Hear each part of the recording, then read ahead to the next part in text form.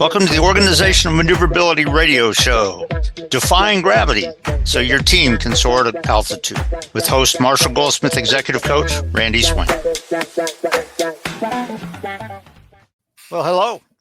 Welcome to the Organizational Maneuverability Radio Show. Again, my name is Randy Swaim. I'm a Marshall Goldsmith Certified Executive Coach, and we focus on organizational maneuverability, the aspect of leading your teams in a rapidly changing, unpredictable environment. And I'm very honored today to have my guest on. His name is Dan Sloat. And I'll tell you what, just very quickly, Dan, I'll let you go ahead and introduce yourself very quickly, and then we'll get started with the show. Go ahead. Absolutely. Thank you so much for having me, Randy. It's a real honor to join you for the show. My name is Dan Sloat. I'm the founder of the Advanced Air Mobility Institute. We are a 501c3 international nonprofit research center. And really our focus, we've got three guiding principles: safety, dignity, and resilience.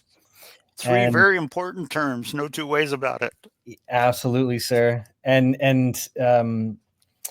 we like to say that, our focus is on protecting people. And that, of course, includes their physical safety, but also their civil, environmental, and human rights, as well as protecting the systems that we rely on. And that's where resilience comes in. Mm-hmm.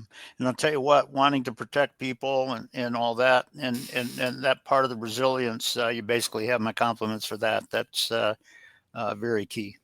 Cool. Thank you, sir. Cool. Well, I'll tell you what, and I know you said you had a little bit of a military background, as I did. And so thank you for your service for the years there. And I'll tell you what, if you want to, Dan, go ahead and take just a few minutes here and just sort of introduce the sort of central topic that you wanted to sort of bring to the show today. And I think it'll be well worth it. Yes, sir. Yes, organizational maneuverability, this idea of, how do we navigate the unknown? And that's key in today's world, isn't it? Yeah. It really is. It really is. And that's very core to our mission at the Advanced Air Mobility Institute. Mm-hmm.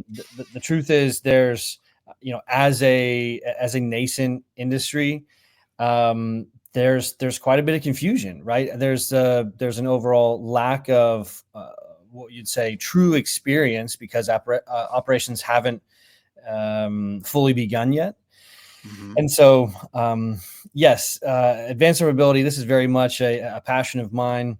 It's this idea of, how can we responsibly and ethically integrate these advanced technologies? And that's everything ranging from autonomous aviation, right? Self-flying aircraft, which is a truly revolutionary concept.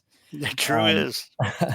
And but also includes the fantastic advantages that can be brought about by uncrewed aerial systems, more commonly known as drones, as well as this fantastic effort to increase the sustainability of our aircraft propulsion systems. And that ranges from hybrid electric, fully electric, hydrogen propulsion, really all of these kind of collective efforts to help achieve the ICAO net zero 2050 goal of reducing carbon footprint. It's interesting. I'll just kind of make one little thing here that's very aligned with what you're saying, because in our society, it's amazing. You talked about developing people and being able to make right decisions and things like that. That's very aligned with our concept. But I will also say that it's amazing how many people in our society have been taught to just go with rote, superficial academic thoughts. And you know what? In today's environment, you can't just do that. And I, that's a concept that I work with pilots, because it's, guess what? Sometimes the legal aspects that protect you only cover a certain part of it. Outside of that, you got to get into the ethical nature of it, which is kind of what you implied. So very aligned for sure. That's exactly right, Randy. And The truth is, really any new technology, at the end of the day, these are tools, right? Hmm. And from a standpoint of marketing and trying to attract additional investment, so you have sufficient, capital runway to Hmm. be able to reach type certification. Um, the physics and the scientific foundation has to be there, right? And so we need Hmm. incredible amount of very bright individuals to move forward with the actual the mechanics involved. Hmm. However, to your point about ethics, as we know, for example, a handsaw, right, in the Hmm. hands of a highly skilled, talented carpenter, you can make some custom furniture and beautiful pieces of art. Uh, Yeah. at the same time, unfortunately, in the wrong hands, these tools can be abused or misused and Yeah. cause physical harm to people. Uh, Hmm. and so our efforts are really to try to maintain independence, impartiality, ensure that the marketing efforts of espousing the all of the potential benefits are balanced with the risks. Hmm. Um, in particular, I have to imagine that you have a keen interest in as these vehicles are highly connected. We can't lose sight of engaging the necessary investment in cybersecurity defenses. That's true. Um, right, those are the instances where these new tools are perhaps most vulnerable. Yeah, and it's interesting because not everything fits just a rote academic thing nowadays, and just because something's different doesn't mean that it's necessarily right. You got to be able to know, what you're really going to do when things are unexpected, and that's one of the part of the thinking that I get to pilots. A lot of times when the most unexpected factor comes on scene in this flight that's coming up, Mm, how are you going to handle that? Kind of thing. And it's very excellent. aligned with kind of what you're talking about. You're absolutely right, Randy. And one of the things that we try to encourage people to recognize that perhaps at one point in society, it did make sense to, as a young person enters adulthood, to, really focus in on a specific specialization Hmm. and kind of just continue to increase their specialization and expertise through the course of their career. Hmm. But with things changing at such a rapid pace, I Yeah. think it is important among pilots and really all career fields Guess that what? we Managers and leaders in any group. Yeah, that's right. exactly that we encourage people to have a to prioritize their own um, uh, you know self improvement, upskilling, staying abreast of new tech developments, Hmm. and to remain nimble, right? To always Yeah. have an eye for how am I adding value to a given organization, rather than you know let me kind of stick to a particular title. Yeah. Yeah. And you have my compliments on that. And if you don't mind me asking you, just let you do this. And by the way, you don't have to share anything that somebody would have to pay for, kind of thing Sure, like that. But sure. just in general, kind of how do you go about that when you're working with the people that you're working with? And I think you said that you're involved in a certain aspect of training with it, or at least aligned with that. Um, how do you typically kind of go about that? Again, don't need to share anything that somebody has to pay for, but Sure. just in general, kind of how do you normally do that? Sure. We, we spend quite a bit of time really trying to understand what is motivating our various members. Oh, and Um, that is so key. right, right. And so we're quite excited. Our formal mission is to educate and advocate. Mm-hmm. So we have engaged in a number of partnerships. One that I'll highlight here, Randy, Okay. is with the Aviation Business School over in Spain, known as IT ARIA. Cool. So we are teaming up with them to actually offer the world's first Masters in Advanced Air Mobility Management. Wow. Um, Cool. Cool. which is I'm incredibly excited about. It's again, with any new tool, we absolutely have to take the time to recognize all of the different facets of society that it will touch upon, Yeah. and management is core to that. We have to make sure that we've got that we start building out the best practices as early as possible. Yeah. Cool. Cool. And if you don't mind me asking for it, just and again, you don't have to highlight any one particular group or person or whatever, but for any of the people that come through your training and your mentoring and things of that nature, what do you see as the biggest struggles? And maybe how was maybe one of those displayed, if you will, because it is a new aspect, no two ways about it, and it's needed. Right, right. There's, I think what we're finding is in the interest of, again, generating additional investment dollars, a lot of the marketing material and press releases um, well, I consider myself, perpetual optimist. Hmm. Um, some of the reporting seems to be or rather the press releases pushed out um, are at times maybe even a little bit too bullish on timeline, Hmm. and so a fair amount of our effort is to try to help people be tempered about perhaps how quickly they can enter this industry. Hmm. Um, it's And and what do you see as the biggest struggles that they have when it's coming to that sort of vision and things like that? What do you see? And again, those struggles may be a little bit different from different people in different geographies and national areas and stuff. But right. just with your experience, what do you see perhaps as perhaps the biggest struggle that some of them have?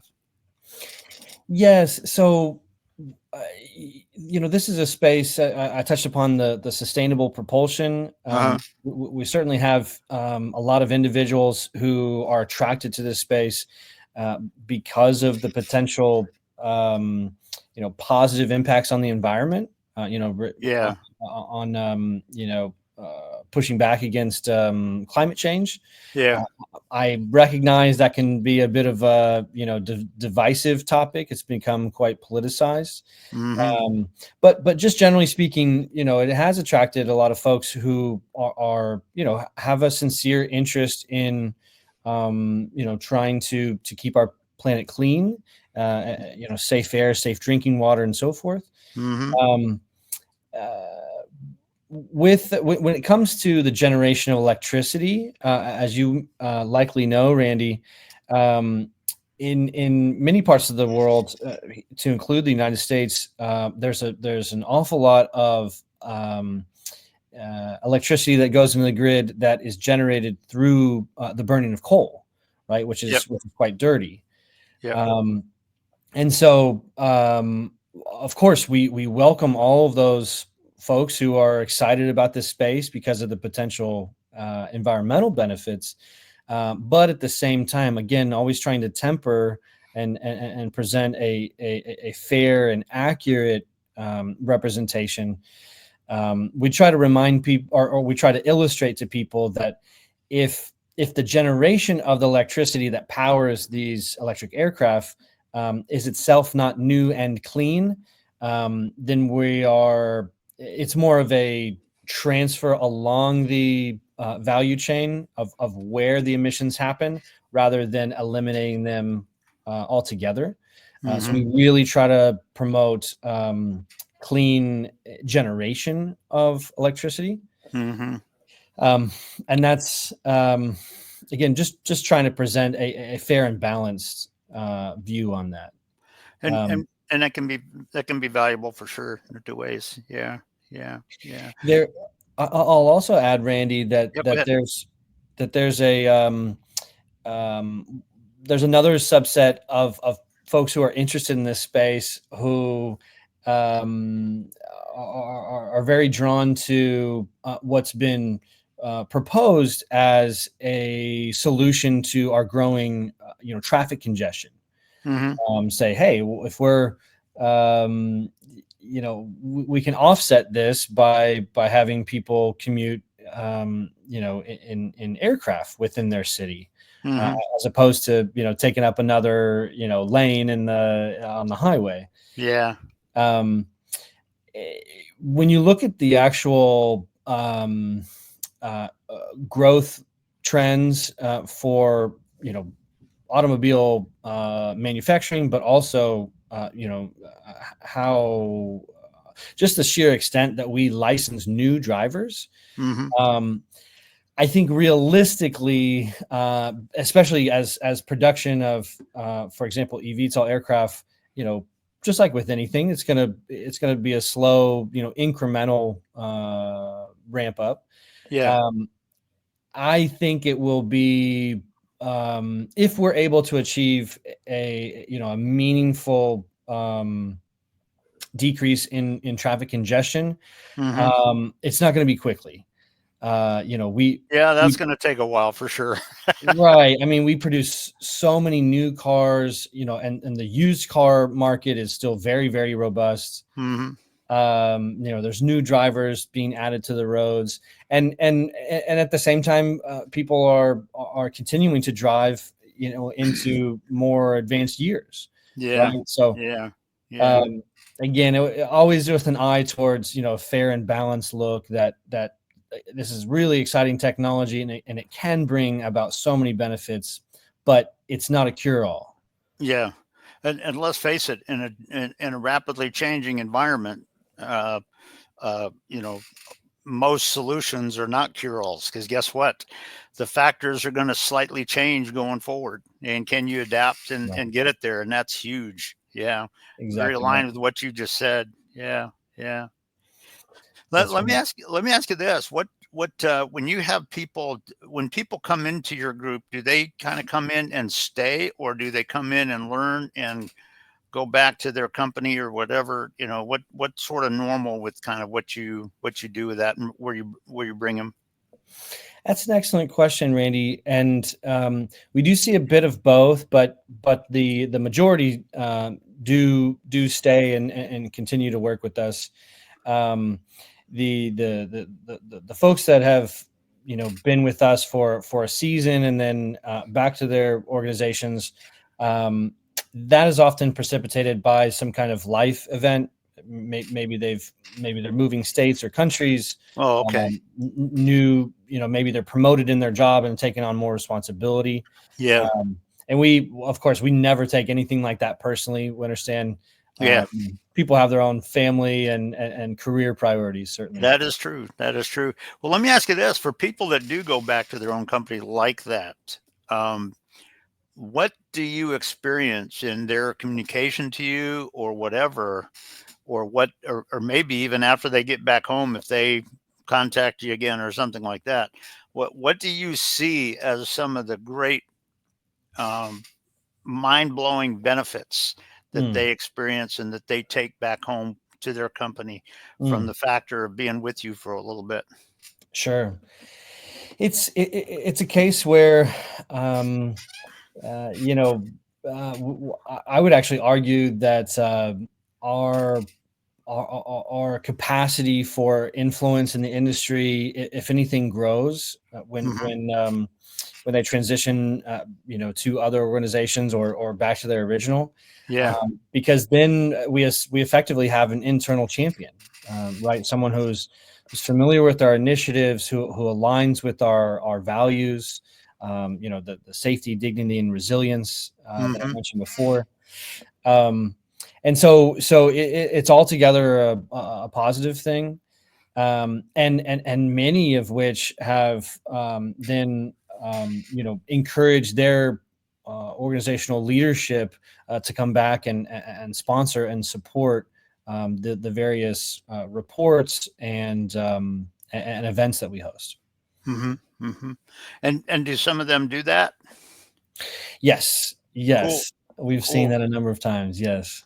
Cool. Cool. Well, I tell you what, if you think about it from a strategic vision mindset in what you're talking about, that's a huge aspect because other organizations are bringing the value that you bring into their organization, Mm, and that can make a huge difference strategically on that. And so, yeah, it's very amazing on that, and it sounds like it's some very good points on that. And let me ask you this: looking forward in your organization, looking forward in your organization for I don't know 5 or 10 years, I don't know, kind of thing. But when you look forward as your strategic vision in this, with everything you're talking about, what do you see as 5 or 10 years down the road? This is what we've created. This is, mm. and not just bringing attention to yourself, but just the value of what you're bringing. What do you uh, envision that to be Yeah, with what all you're doing? sure, sure. We're working on a particularly exciting initiative, one that was recently accepted to be featured as a co-creation challenge for the Osaka World Expo over Hmm. in Japan next year. Okay. It's known as the Autonomous Transportation Public Trust Initiative. And Wow. so this is very much the embodiment of those human rights, championing human rights in this space. Hmm. Um, of course, it's our initial focus is in the aviation context, but we purposely named it a bit more broadly because there is a lot of exciting parallel developments when it comes to autonomous cars, Hmm. self-driving cars. And so we think that there are not only, of course, very similar benefits, but also similar risks. Yeah, And so, if you talk about self-flying airplanes or self-driving cars, what are you going to happen? What are you going to do when the self-driving doesn't, fails or has a malfunction in it? Yeah, exactly, that's exactly, huge that people have to be thinking about. Yeah, exactly. And as you well know, Randy, from a legal perspective, it's got to be crystal clear who will be held liable in the event of a failure like that, especially yep, if it's catastrophic. yep. Um, And so, as far as our 5+ year vision, we we will start to shift to more of a watchdog kind of role. Okay. In these first couple of years, we've, if anything, probably played more of a cheerleader role, trying to you know get people excited and interested in the space, Hmm. espouse those benefits. But again, with the interest of maintaining impartiality and a fair balance to the trade-offs here, Hmm. um, eh, I think the transparency is going to go, such an incredibly long way in terms of that concept of public trust. That Yeah. it's the classic. If something's too good to be true, it probably is. Hmm. And I And you think know what? people. That's true. Yeah, and I think people are much smarter than perhaps we give them credit for, and recognizing, hey, I get it, right? You're only listing the benefits here, and that's the bit of the marketing language. Hmm. Hmm. But what are the realistic downsides, and what do I need to kind of hedge or protect against? And you know what? When you're talking about strategic planning, that is something people have to truly think about, both sides of that. And, and you'd be surprised at how many people in aviation I've heard say, well, it should have been this way. Well, it wasn't, it Right, right. wasn't. And, uh, and it's it's that kind of thinking that leaders, and particularly in any business environment in our country or in the world, really, business leaders need to be able to have that level of processing going in their brain, and that because it's not just rote academic ever, and it Right. never is, and being aware of what you need to do when different factors are coming on scene. So very aligned with what you just said. Cool, Absolutely. cool. Absolutely. Well, I'll tell you what. Let me say this because I know we're 25 minutes, so we're got about 5 more minutes. But anything else you want to share about it, and then anything else that you would like to perhaps bring in just the next few minutes, and then we'll get ready and make a sort of summary comment, and then sign out. But it's been a pleasure having you here. So, yeah, just anything you'd like to share for a couple of minutes on this that maybe you haven't shared yet, or you'd like to just add on to it. Yeah, yeah, happy to do so. And again, appreciate the invitation, Randy. Um, so we can be reached at www.aaminstitute.org. Certainly welcome anyone to reach out. Curious to learn more.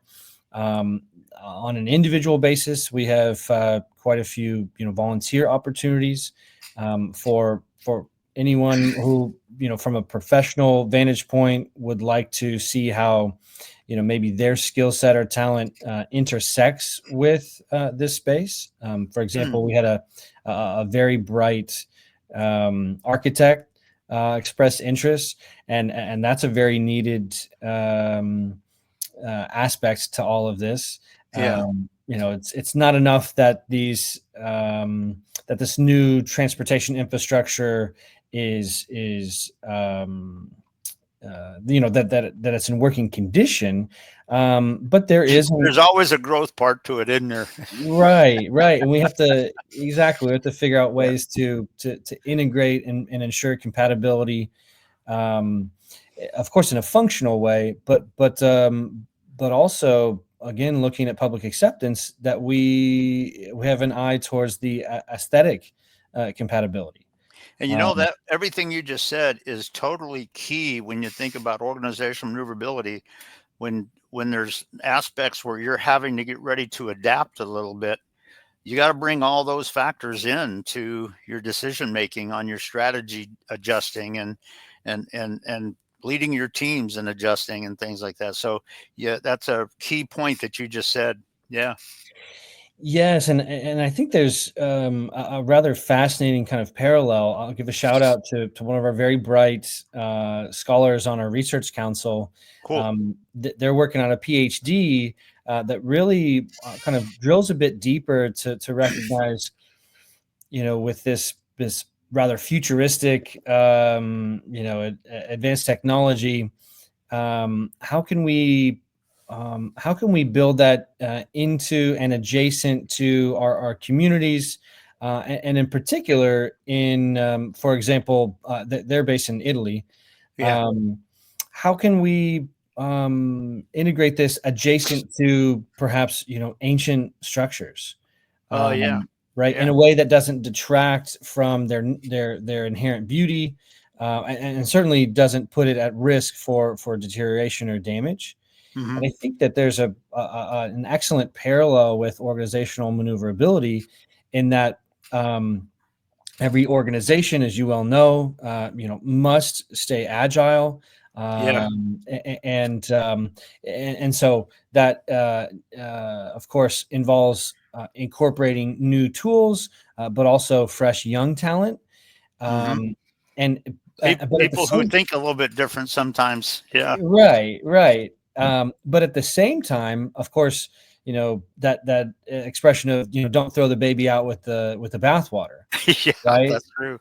That's We true. can't we still have to show deference, where applicable to the institutional knowledge, right? Yeah. The Yeah. individuals who've been there for quite a while, who Yeah. the organization's experienced success. It wasn't by accident. Mhm. So we can still leverage the wisdom that an organization retains even through these periods of growth and transition. And it's interesting. I'll just kind of share this, and I know we're getting toward the end of our time here, but I'll just share this with very aligned with what you're saying. I posted a quote from my friend and colleague Ruby Ho, who's also a coach and everything. And when companies are having to do that, or when educational training people are having to do that, that happens when you truly build trust between you and your people that they're working with, kind of thing. And to make those adaptive aspects, and trust doesn't mean somebody just shuts their brain off and just goes with what you said. No, trust means a combined trust where you trust each other in what you're bringing, and you work together in such a way that it makes miraculous things happen. And so it's very, very aligned with what you're saying there. And so, well, I'll tell you what, I know we're about at the end of our time here, but I appreciate what you brought, Dan. It was just some very good ideas there, some very good thoughts. Let me just allow you the opportunity to close up. If you want to tell people how to get in contact with you or whatever, you're welcome to. And we'll let people go get breakfast or something. Yes, perfect. Well, welcome, anyone to reach out, among your listeners, Randy. I personally can be contacted at Dan at aaminstitute.org. As founder and president, I take it upon myself to think creatively about, incorporating, again, just the sheer diversity of skills and talents that our volunteers bring. And so I'm happy to take that challenge. If someone says, hey, I don't know anything about aviation, but this sounds pretty exciting, I'd like to help in some way, do give us a shout, and we'll find a way for, meaningful contribution. Cool. Well, I'll tell you what, that's cool. And well, I'll tell you what, Dan, I know we're out of time, and I know you have other things to do today, but I just wanted to say thank you for bringing what you did. Very much of it is aligned with the organizational maneuverability mindset and everything. And I appreciate all that you brought. And so with that being the case, I'll go ahead and let you get on to other things that you got to do today, training and all that. And sure. We'll sign off. And as you know, this will be posted on my YouTube. The recording of this will be posted on my YouTube channel, probably within just a couple of days. And then it'll also, just to let you know, it'll also be posted on the Podcast Business News Network program, because I've got one little platform on their program that involves my podcast. So this will be posted on both of those. So there'll be some people that can watch it and maybe hear what you said. Well, perfect. Randy, it's been a pleasure. Well, I'll tell you what, it's been a pleasure. And Dan, I hope you have an awesome rest of the day, and we'll maybe look forward to chatting again sometime. All right. Perfect. Thank you now. Cheers.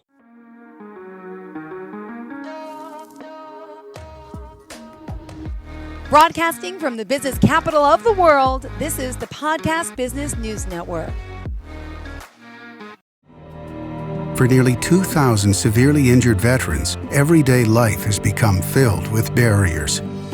Day-to-day simple tasks can become pretty daunting. I have to carry my chair up 2 flights of steps or have somebody do it for me. What scares me the most is just the falling. When I'm struggling with my house, I think, to have that one great barrier just knocked down, it's crucial. Home for Our Troops is a wonderful nonprofit that builds a mortgage-free, fully adaptive, handicap-accessible house. And there's no catch. It'll be our very first home that we've ever owned. This is a game changer. This is where your life begins again. We need you to join us in completing this important mission. Please visit hfotusa.org and help build homes and rebuild lives. Because of you, everything's going to be okay.